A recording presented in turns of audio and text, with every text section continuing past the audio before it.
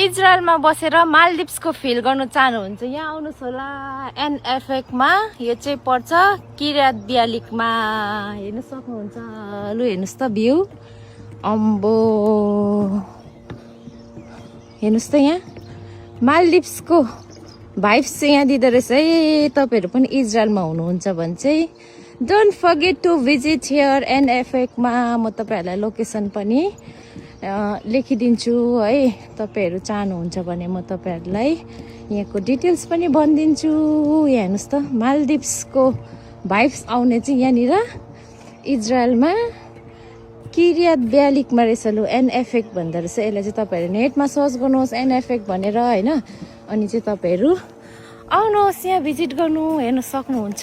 Wow Maldives. तपाईँहरू Maldives जानै पर्दैन। इजरायलको यो एनएफएकमा आउनुहोस्। तपाईँहरू मालदिप्सको भाइब्स पाउनुहुनेछ।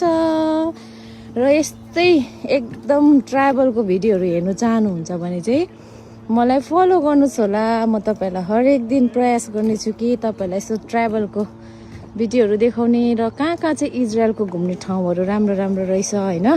म चाहिँ तपाईँहरूलाई त्यहाँनिर देखाउने छु। हेर्नु सक्नुहुन्छ। Wow Maldives. मालदिप्स रहेछ यहाँ चाहिँ इजरायलमा।